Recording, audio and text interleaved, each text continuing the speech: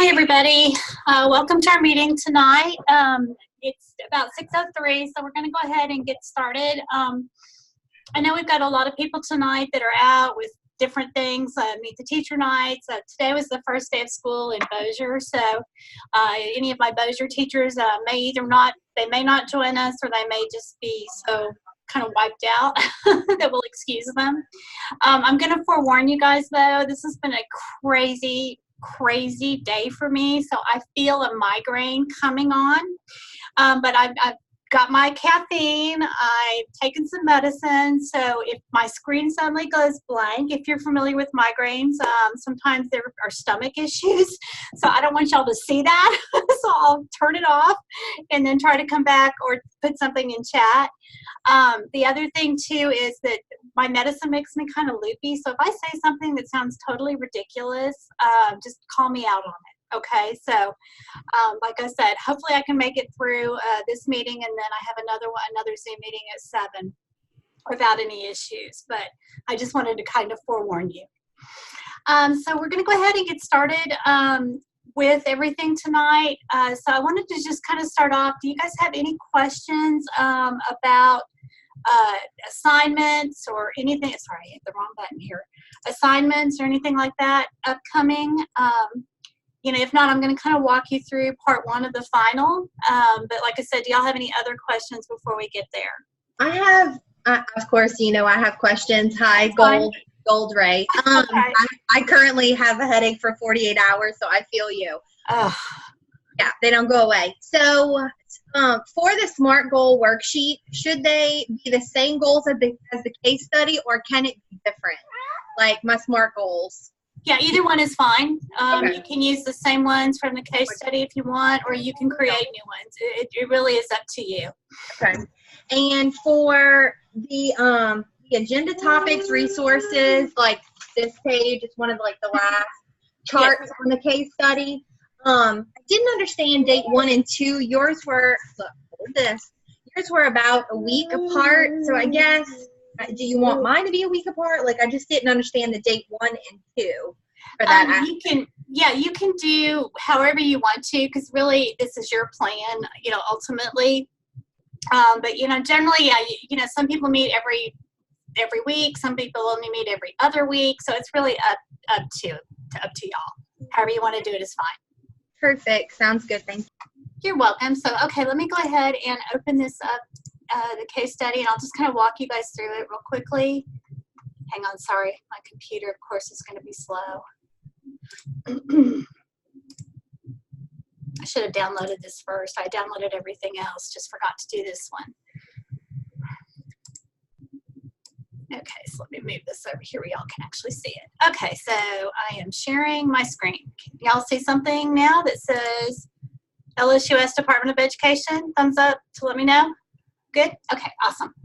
All right, so let's go through and kind of look at the plan. Now, I will tell you, sometimes there are problems with this particular template. It is a Word document.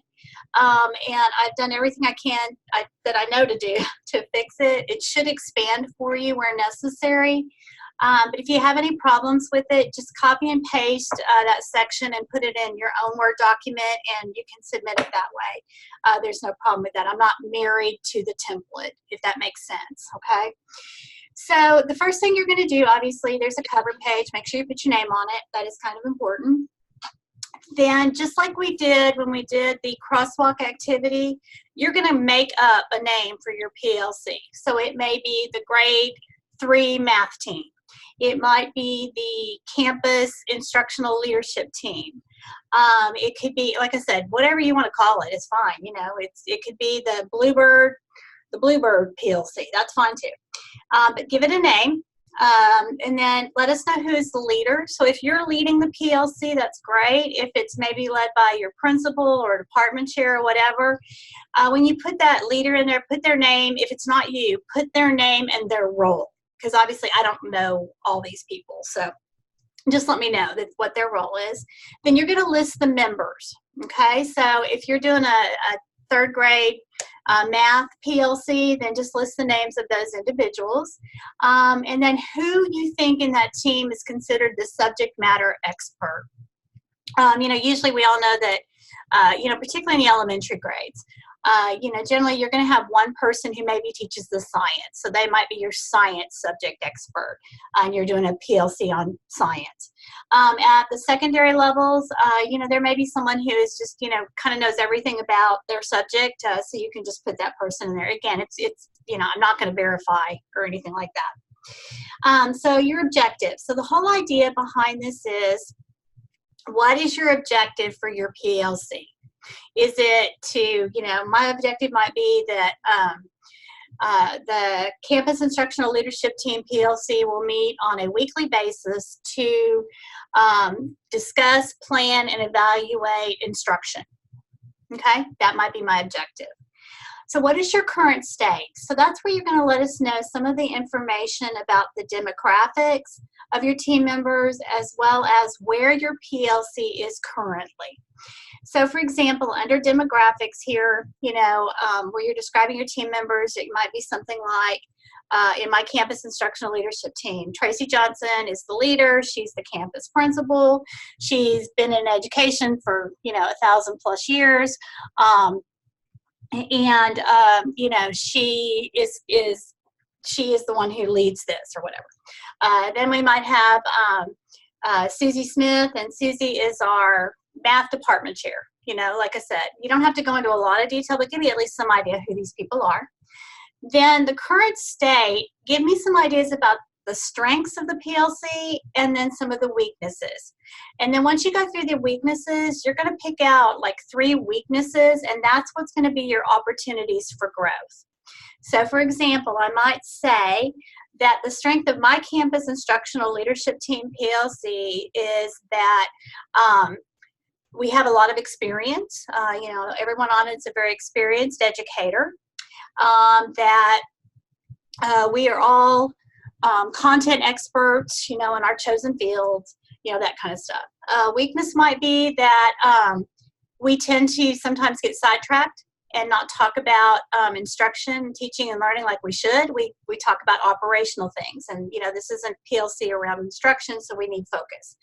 And then I'm just going to my opportunities for growth to maintain focus on teaching and learning, and then whatever else that I think needs to be done. Okay, you don't have to write me an entire novel here. Just kind of give me a sense of where you're going. Then your goals and expected outcomes. This is where you're going to use your SMART goal format. So, for that SMART goal worksheet, if I were you, I would just copy and paste it in here, if it makes sense. But if not, then you can just create those. Please have at least 3 goals, but no more than 5. Okay? So 3 goals, but no more than 5 in this section. And I've given you some examples of what SMART goals and stuff look like. That's in the resources folder in Module 5 for you as well. The next section is call to action. So what are the actions you're going to take to form the PLC or to reform it? Okay, so for example, let's say that you're going to create a brand new PLC. You've never done them. They're not a part of your campus, etc. So you're going to be forming that PLC. So what might you do? Well, the first thing you might want to do is sit down and decide who's going to be in the PLC. How often are we going to meet? You're going to figure out some of those logistical sorts of things. Then as your first activity, your first meeting, you're going to establish norms for the group. That's all you're going to do. If you're in a PLC, then you may either be reforming or affirming that PLC. So you may decide that, in the PLC that I'm in, one of the first things we really need to do is we need to do those leadership profile assessments, because we're not really gelling like we need to. So that would be a good team building activity. You may decide instead of that one that you want to do some icebreakers. You may really work on developing norms and expectations. You may want to work on developing a vision for this particular PLC. Again, what are those first kind of things that you're going to do? Okay, so what is your call to action? And again, 3 to 5. Don't give me a long, I'm not expecting a full page dissertation here kind of thing. Just 3 to 5 actions that you're going to take. Then the next one talks about what benchmarks will you use to measure success. So how are you going to know if your PLC is successful or not? So these should be outcome-based. So it might be something like at the end of each grading period, we are going to do an anonymous survey on our PLC and its functions. So that could be one. You may want to, you may say, you know what, that my school district gives formative assessments district-wide every quarter. So we're going to review those formative assessment results to determine if the work we did in our PLC has actually impacted student achievement. Okay, so at least one, but don't do more than 3. Like I said, we're not trying to make this too complex. So what is the pull-through offer? So what this is really related to how do you keep your PLC on track and all members actively engaged in the work. Okay, so you know, one thing that you might want to do is everyone has an assigned role and responsibility in the PLC. Nobody gets to be passive. You may decide that you want to rotate leadership of the PLC every semester or every year. There's a lot of different strategies that you can use to keep that engagement going. You may want to do a team building activity every semester.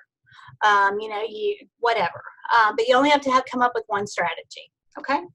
So then the next part talks about the process. So the first part here, we're really kind of building the overview of the plan. Then the process, so list development. So describe how you'll use conflict management or mediation to work with difficult and challenging team members. So I'm going to assume everybody has at least one of those members on their team. If you don't, Tracy, I'm sorry. Yeah, Are you recording? Yes, I am. I think. Let me double check. Okay. Yes, I am. Okay, it just wasn't showing on your screen. I went, oh my gosh, it's not recording. Oh gosh, let me double check. Hang on, I'm going to stop sharing for a second because now you've got me scared. No, I am recording. Yeah, it's got the pause button up. Okay. Thank you for asking, Catherine. I do appreciate that. So anyway, under development, you know, you may have a great team right now, but you know, somebody can get mad or their feelings hurt or whatever, and so they present you with a difficult or challenge for a moment kind of thing. So just tell me, you know, what kind of strategies are you going to use? You know, that we talked about several different conflict resolution processes and models last week. You can just list one of those models, etc. So prospecting mechanisms. So this goes to, remember when we did love languages, that's all about how people want to receive recognition and affirmation. So how are you going to use their love languages? You know, that should be pretty straightforward. You know, I've got 2 people on my team that, you know, I believe are, I don't know, gift. They like receiving gifts. So I'm going to make sure that, you know, I bring them a cookie, I don't know, whatever. I've got 2 members who like words of affirmation. So I'm going to make sure that I recognize them publicly, that kind of things. Coaching questions. So these might be some questions, and I'm a firm believer in sort of pre-thinking or pre-populating. I even did this as a teacher in my lesson plans. Those really key leverage questions that you want to use. So I have my 3 favorite coaching questions, and this is how I get people to really open up. But you know, I usually start with something like, "Tell me what you think about fill in the blank." Okay, and then you know it's okay. So you know how do you know that was successful or unsuccessful? What did you know? What led you to that conclusion? And then usually my third one's something like, what would you change or do differently if you were given the opportunity to have a redo? But so like I said, it can be anything, and you may have your personal favorites. You know, another one of my coaching questions I use all the time is when I'm trying to push people's thinking is, you know, what's the worst thing that can happen? You know, if you do this and it fails, what's the worst thing that can happen?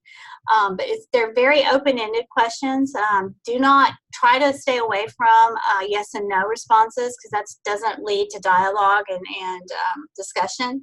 Also to avoid why questions, because when we use why questions, particularly in a coaching context, it makes people somewhat defensive. They feel like they have to defend what they're saying. So I try to stick more to the how, who, what, where, when, what if, you know, that kind of stuff with people. Then post-event follow-up. So how are you going to let people know how the meeting went?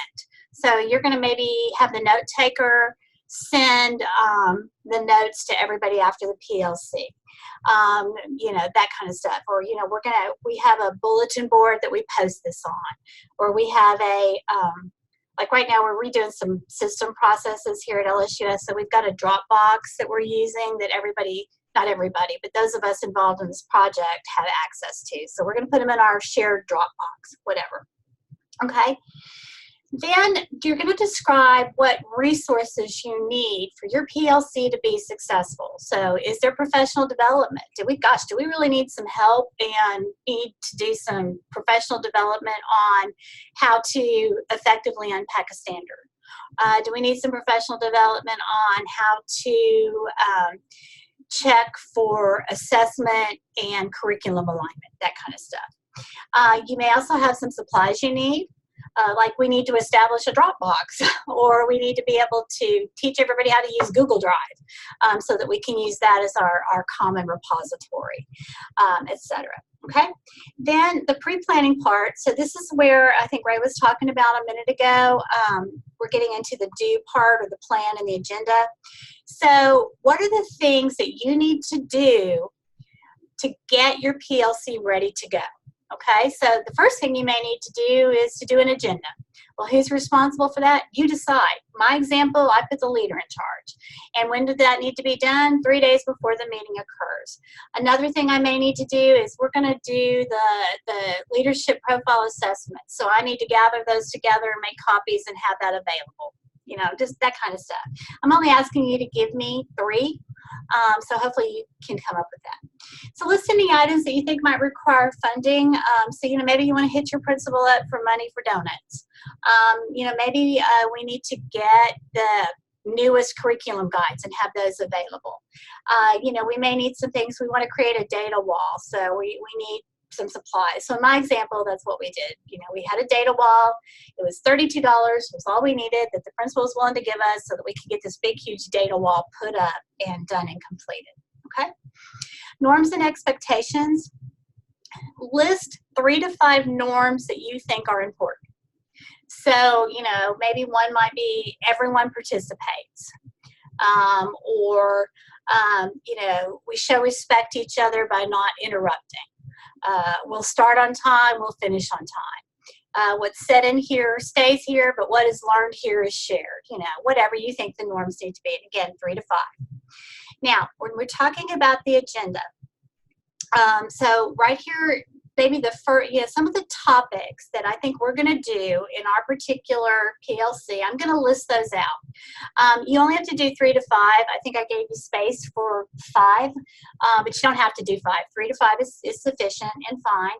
And I'm just going to list the topic, just like here. So one of the things we're going to do early on is look at our student profiles and data review. And so what do we need? I need all the members of the PLC to bring their student achievement data with them to the meeting. And we're going to look at it in our first PLC that's in our PLC on August the 9th.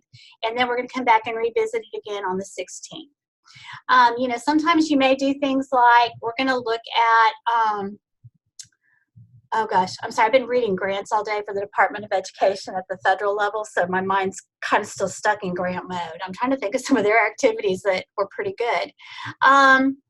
They may decide that we're going to look at baseline data at, you know, in August, then we're going to look at formative assessment data in November, and then again in January. So my formative assessment data dates, I may pick a date in November, and then I'm going to come back and revisit it in January. You don't have to have 2 dates. I'm not going to count off if you don't, but if you remember, PLCs are generally done in a cycle, so you should be kind of doing the same stuff over and over and over throughout the school year. Okay, So, and then Tracy, I have a quick question about this because I guess I took it a little differently. Like, I went into depth about like one specific, like I was focused on my goal. And so like we're looking at profiles, we're finding trends, we're digging deeper, finding weaknesses. I identified a weakness, and then I did like the leadership meeting is going to brainstorm, and then they're going to lead to the cluster meetings, which is the teachers, and teach them strategies with higher order, and then we're going to spotlight a teacher. And like I went into really like in depth for like August and September. I did like 8. Is that okay? Yeah, that's like, fine. Yeah, absolutely. Absolutely. You know, and Ray, honestly, probably the way that you're doing that makes more sense for those of you that are in teacher roles. You know, remember my most recent work life experience, even though I teach here at LSUS, was in that leadership role. So I tend to think in big, huge chunks, plus I'm green. So, you know, I've got the whole year mapped out, you know, kind of thing. Most people don't do that. And, you know, particularly at the teacher level, it makes sense just to plan a month or 2 out, because everything changes all the time. You know, so that's absolutely fine. Then the last part is the summative evaluation of your PLC. So just tell me how, again, it kind of goes back to up here where you just the bullet points. You're going to relist that one bullet point here, or 2 or 3, however many, but describe it. Just give me a little bit more in-depth information, okay? Just because you may be using something I'm not familiar with, okay? Then you just kind of have this extra stuff. All right? So, okay, questions, comments, concerns?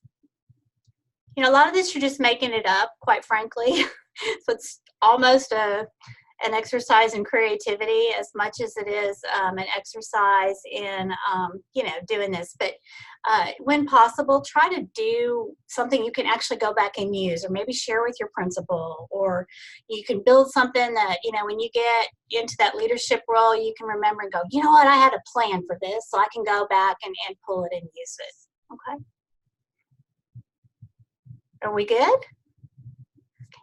All right, well, maybe this one wasn't so complex as some of the others assignments have been. Okay, let me get to the presentation tonight real quick. And No, I will say before your explanation, I was going to ask some questions, but you always give a pretty thorough explanation, so it cleared up everything. So good, Richard. it's not that it's easy. It's just that you explained it very thoroughly. Well, thank you. I appreciate that.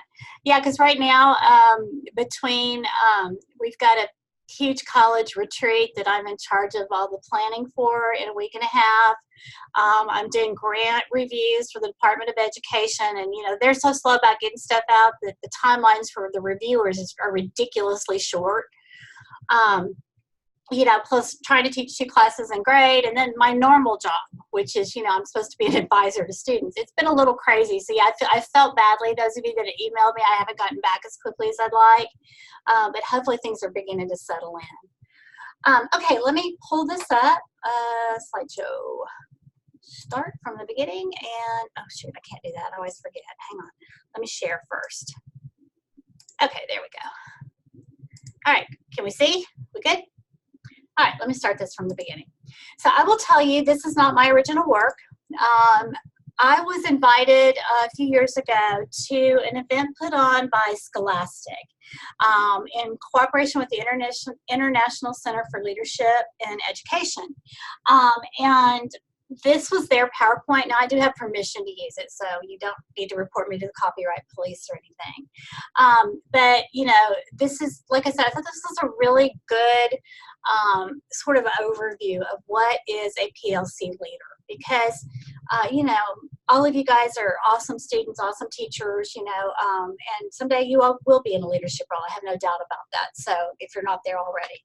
So let's talk about specifically professional learning communities. We've talked a lot about that. We know what that is, but it's really how we use this structure and mechanism to align what's going on in our schools and in our classrooms with those things that are the most high yield, impactful pieces of the work, if that makes sense. So if you're familiar with Phil Schlechty's working on the work, it's really, this is a structure and a mechanism for us to work on the work kind of thing. And if you don't know who Schlechty is, look him up. He's a good researcher to know. So again, I'm not going to read this, you know what that is. We talked about the definition. Here's somebody else's take on it, you know, for you as well. But remember, any PLC that is a true learning community needs to be focused on outcomes. It's not about the work that we do, it's about the results from the work. Okay, so for example, you know, I remember I had a PLC that was really struggling when I was a principal. It was my music teachers. Now I was in a performing arts high school. I was principal of that for 5 years. But you know, obviously music was a big part of our program, and this group just could not get along. They just were horrible. And they didn't focus on anything that related to students. They were constantly focusing on each other and, you know, and all these issues. And so, you know, we had to do a lot of training and direction and support to get them to understand it's really about our students and that impact. So one of the things that I think sometimes people forget is there's a difference between discussion and discourse. So I would like to know what you guys think. What do you think is the difference between discussion and discourse?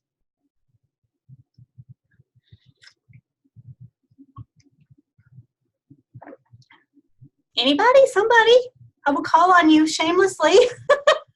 I would say that the difference is discussion, it would be about two people talking about an idea, whereas discourse would be about two people disagreeing on an idea. Okay. Yeah, that's definitely a component of it. Other ideas or thoughts?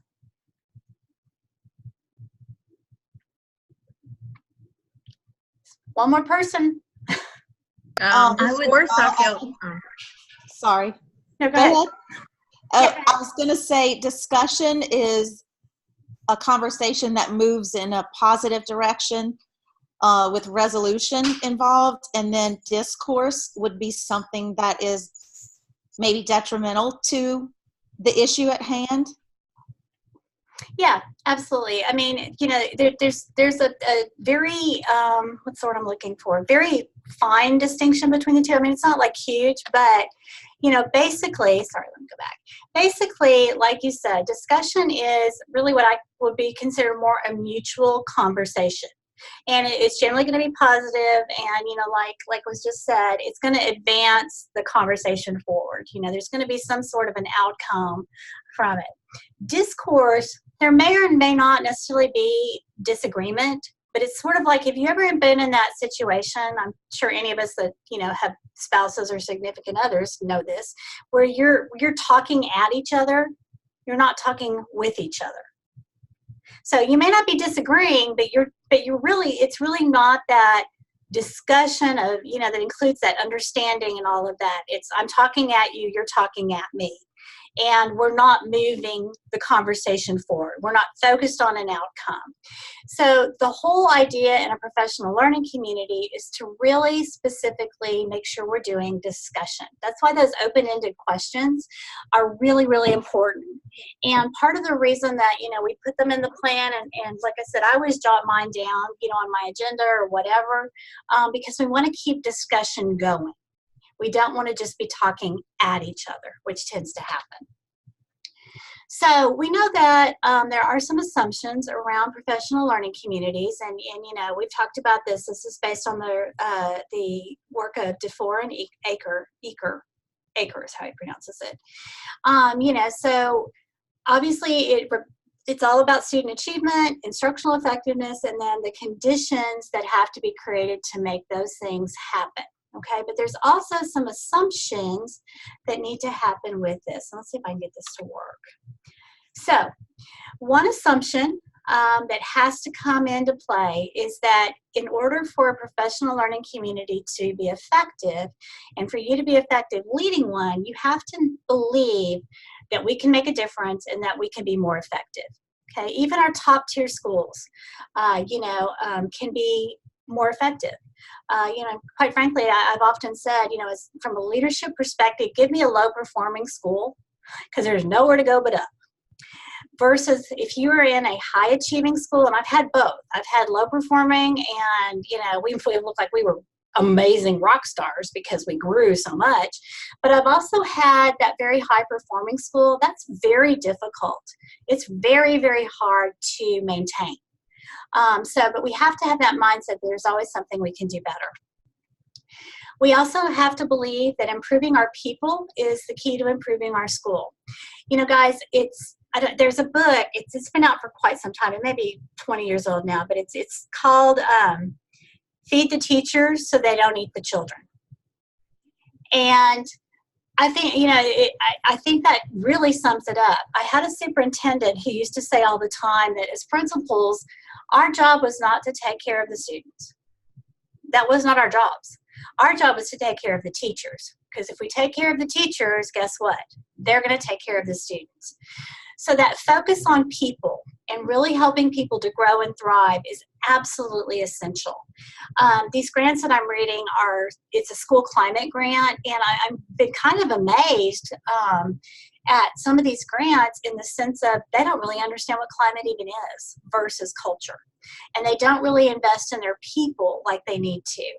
It's all about, if you just bring in a canned program, guys, it's not going to work. It's about the development, meeting everybody where they are and progressing and moving them forward to a better place in their development. And then finally, that if we have significant school improvement, it's going to impact teaching and learning because that is our core business. We're asked in schools all the time, you guys know this, to do a million different things, to be the parent, to be the nurse, to be the whatever. But our core business is teaching and learning. And when we get sidetracked from that core business, then, it becomes almost impossible to do what needs to be done. And like I said, our constituents want to sidetrack us all the time. So it's up to us through that professional learning community system to focus on what matters. Okay? So what are some best practices? Well, we know these. So we want to have that shared common vision, hopefully for the whole school, but if not, definitely within your PLC. We have to be about outcomes and results oriented. We have to ensure that there's a collaborative culture. We must have that supportive environment. Now, there can be disagreement within a supportive environment, but it's the way that we disagree. It's that we can agree to disagree sort of mindset. There has to be action. Talking ad nauseum about all the things we should do and we're going to do, but never doing them is a ridiculous waste of time. So within your PLC, I would not try to conquer the whole world. Like I said, pick those 2 or 3 things that are high leverage, high yield, and really do them well. It's kind of like what Ray was talking about. Instead of listing multiple activities in her plan, she went deeper and deeper and deeper within a particular strand. That's the idea behind a professional community, okay, learning community. And there also has to be collective inquiry. You should go into this with the mindset that everybody here is here to learn. It is a professional development, real-time, just-in-time way to grow people. So obviously, we know we've talked about this, what happens when we do this well. And we're getting a little bit more into how do you establish. So again, we've talked about this. Plan. You've got to do the pre-planning. Then you've got to collaborate. Then you've got to share, and you've got to meet. And it's that constant cycle of how we do this work. Now, 1,000 years ago, when I began to teach, everybody went in their room and they shut their door and they did their own thing.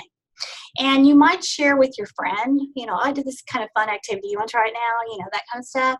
Guys, it doesn't work that way now, nor should it. We have so much content, way more content to teach than we can possibly fit in a school year. In fact, Bill Daggett, he's an educational guru researcher, did a study, and he found that in every state's curriculum that we could eliminate as much as 35 to 40% of it, and you still wouldn't have enough time to teach all of the content within a regular school year. So we've got to be strategic. We've got to be smarter because the work is greater than we can do alone.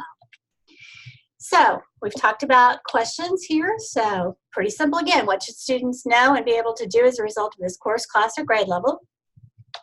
How will we know that they're learning? And then how do we respond when students don't learn? Now I'm going to go back up here to number 1. One of the things that I would encourage you to do as well through your PLCs, we went through and listed every single skill by grade level, by content area that a student should be able to know and do by the end of the year. And we made it on a 1-pager. We put it on our website. They were posted all over our school. But most importantly, we gave those to our parents. because we wanted our parents to see, look, this is what your kids should know by the end of the year. And we would occasionally give updates about where we were. And we also used that as our foundation for parent-teacher conferences. So the teachers would use those lists and, talk about your students mastered this one, this one, this one, but, they're still in progress here, etc. But that became a really critical piece. And I will tell you, it helped to keep us on track, because parents would start asking things like, well, when are you going to introduce fractions? That kind of stuff. Okay. And then the last one, how do we respond when students learn more? Remember when I talked about that RTI model, that typically you've got your tier 1 students who get it the first time, and then you have tier 2 that need more help and remediation. Tier 3 are those students that need an intensive, intervention to be successful. But I add another layer on top, and that is for our students who are, oftentimes gifted, very bright. They've already mastered this, so we got to remember to keep them moving forward in the learning as well. Okay, so how do you improve student performance? I absolutely believe there's 3 ways, and it's the 3 R's: rigor, relevancy, and relationships. You have to have those 3 pieces in place if you're going to improve or maintain excellent student performance. It's kind of like that CIA triad. You've got to have curriculum aligned to instruction, instruction aligned to assessment, assessment aligned to curriculum, and you have to have that, because if one of those elements is taken away, then it breaks up, it causes the whole cycle to just break down. It's the same thing when we're talking about student performance. There has to be rigor, obviously rigor in the curriculum aligned to the standards. There has to be relevance. We have to show the kids how and why this matters, how it's important, how they apply it, how they use it. It's not just regurgitation. It's about application and synthesis and analysis. And then, of course, relationships. Whether you like it or not, guys, kids learn more from you when they feel like you like and care about them. And there's a whole bunch of programs out there, whether it's Capturing Kids' Hearts, PBIS, Positive Behavior Intervention Support System, that goes through and does this, okay? So what does it look like when you're the leader? What does a supportive environment look like in a successful PLC? First of all, there has to be time to meet and share. And remember, I've told you guys this before, if you're in that leadership position and you have the ability to create a common planning period for teachers, do it. Because the time that they spend in these kinds of purposeful activities will pay huge, huge dividends. There also has to be good communication structures. So a lot of times this is where it breaks down. 2 people in the PLC, they have their rooms right next door to each other, and they'll have that hallway conversation that's incredible, and they come up with some great ideas, but there's not a system or a way to remember to share that with the other team members. So you have to think about, how do I communicate before the meeting, during the meeting, after the meeting, and create structures that enable you to do that. You also have to make sure that resources are available. So, we were fortunate in both of my schools. We created what was called a war room. We actually have one here at LSUS. It was our planning room. And we put data all over the walls. We had everything you could need and want in there, from simple things like Post-it notes and markers and chart paper to data notebooks, all kinds of stuff, so that when they sat down for their PLC, they had everything they needed right there. We had a computer in there, a printer, we had a projector and, TV monitors, so that, it really was kind of the perfect way. We had, in fact, here at LSUS, we have whiteboard painted walls. We have walls that you can write on and stuff. So that environment and those resources matter. There has to be a supportive culture. If you have a leader who doesn't really understand PLCs or doesn't know how to leverage and use them, I know how difficult that can be. And part of what I would encourage you to do is educate them. And of course, there has to be mutual respect and trust. Okay, so we've talked about those. We're going to move through some of this. Don't forget the power and importance of norms. So one way that we can develop a culture where people are comfortable to share their ideas is by using these norms. And, sometimes, I'm a very visual person, so I've literally carried my little cheat sheets in, and I'm like, okay, I need to remember to pause. This is a good time to paraphrase. This is a good time to probe, etc. But putting something in place so everybody feels valued and can have input is critical. Okay, so here's when you might use these, and I'm not going to read these to you. I'm just going to scroll through for the sake of time. I'm going to stop for just a second, though, on paying attention. We are the world's worst as a group, I think, educators, that we forget there's two kinds of listening. You can be listening to respond or listening to understand. As teachers, we do a lot of listening to respond because of the nature of our work. What we really should be doing, particularly with our colleagues, is listening to understand. So that means that you're really focusing on the person, how they're saying it, how everybody's responding, how everybody's kind of their body language, as opposed to formulating your response while the person's still talking, okay? So also, pursuing positive intentions, we all know that even the most difficult and challenging curmudgeon kinds of colleagues really do probably care about their kids. I've run into a few that I question that, but overall, I think that's a very true statement. So we have to assume that people are here to act in good faith, okay? And pursuing a balance. So, not only advocate for your ideas, but show that you advocate for others, question your own ideas, and question others. So as a leader, this is really important to kind of pushing the envelope to getting people where they need to be. And quite frankly, I always shared these norms. We had them posted in our war room and on a great big poster. And we all got to where we used them. Because it's kind of like, hey, we need to pause for a minute. Or, we would like, oh, let's paraphrase what you just said. Okay, so we're not going to do that. So just our last thoughts, this is actually a quote from Bill Daggett, like I said, one of my favorite researchers. It really is about self-improvement as much as anything, but making sure the most important thing that can happen in a school to ensure high levels of student achievement and student success for all kids is to have the best teachers we can in every single classroom. And, great teachers, there is a few that are just born that way. There's some that have great training. But even for any teacher, we can develop people into being a really, really superstar if we are willing to invest the time and the resources. And PLCs are one great way to do that. Okay, so let me quit sharing. All right.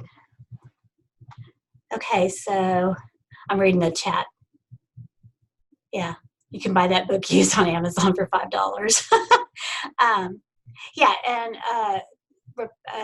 The presentation's posted. Yeah, it's already in Moodle. Plus, it was in the email announcements I sent out today, and I'll post it again.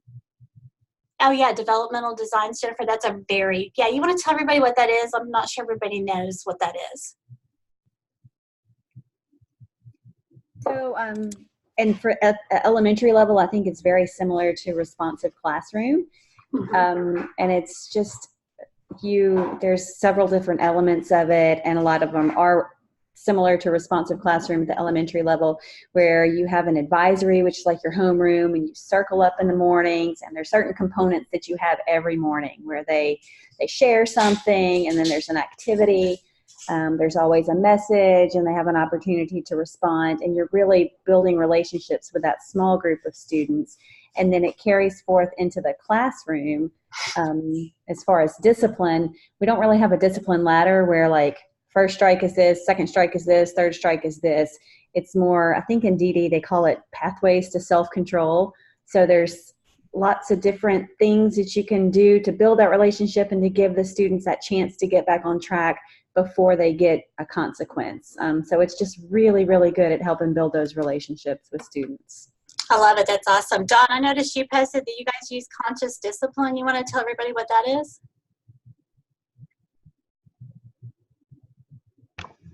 Yeah, conscious discipline is, it sounds a little similar to that, the developmental designs, but it's more focused on the building relationships, not just between the teacher and the kids with each other. And like there's all kinds of, like we always have a brain smart start every morning where it's like they have to, we do an activity to unite and an activity to connect, and we have all these breathing things that we do to help calm them down and get their brain focused on, you know, transitioning from school to home. With pre-K, there's tons of like songs and finger plays and things that we do to bring the kids together where they have to work together on things. And there's really no discipline aspect to it. There's no like punishments. You know, it's all about them owning where their feelings are coming from, and they have a safe place to go to calm down, but there's no like a timeout or any kind of punishment to it. Yeah, I had not heard of conscious discipline. I'm somewhat familiar with developmental designs, but that sounds awesome. Yeah, it's Becky Bailey is the person who like started the whole thing. Okay, awesome.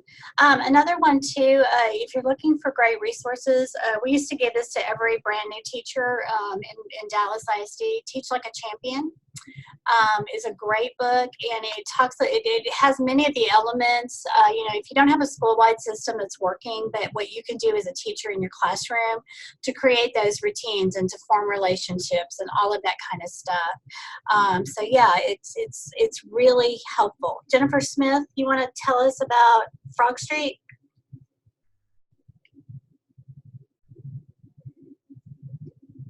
So we use Frog Street, and it's the same as what Don stated. We unite, we connect, and the students, they also do a commitment each day. They have to commit of what they want to do. In the beginning, they know that our job is to keep the classroom safe, and their job is to keep the classroom safe as well. So it's more conscious discipline. Like I said, no more like the rules. Well, the safe place is not the timeout anymore. And also, our school just implemented Capturing Kids' Hearts, and we did it at the end of last year. Yeah. I love it, and we started implementing it on Monday when we got back to work, and it was awesome because we went back to the social contract, and the new members, they were able to get involved into it, and I really enjoy it. I'm ready to try to implement it in my class. That's awesome. Thank you. Thank you both, three of you guys, for sharing. Yeah, guys, it's, you know, and that's part of the thing that I think is really important for PLCs to focus on, you know. So it's kind of like if you think in terms of a framework, you know, so what are we doing to ensure rigor in our curriculum? What are we doing to develop relationships? What are we doing to ensure there's relevancy? You know, a million years ago, we implemented, when I was an elementary principal, it's called the Boys Town curriculum, and it's built on the idea. You guys are probably too young to even know what Boys Town is or was. But there's a really great movie about it back from the 50s, I think, with Spencer Tracy. But Boys Town was basically a school or a home for troubled boys. And, you know, the premise behind the Boys Town training was that, you know, we have to assume that kids, you know, a lot of kids come to school, we know this, without any structure or system or discipline or whatever. They don't know when we say, you know, be polite, they may not even know what that means, you know, particularly our pre-K and our kinder kids. They maybe never heard that word. So the idea is that you teach specific things. And one of them, though, is how to disagree with someone respectfully. Oh, okay, Lillian, you guys, yeah, Boys Town is excellent. We use second steps as well. Yeah, there's all kinds of things out there, guys, and, you know, but we have to be conscious about how we build relationships with our kids, just like our colleagues. You know, if we don't do that and we're not focusing on those kinds of things in the PLC, we're missing a great opportunity to really, you know, equip our kids for life, quite frankly. Okay. Other comments or questions tonight? You guys good? Thanks, Brandon. I appreciate that. Anybody else? Okay, guys. Well, then I'm going to turn off the recording, and I'm going to go ahead and end the meeting, and you guys get 8 minutes of your life back. So for those of you that are going to see me in 7:07, you know, go get a glass of wine and run to the bathroom or whatever, and I'll see y'all here in a few minutes. Thanks, guys. You have a great week.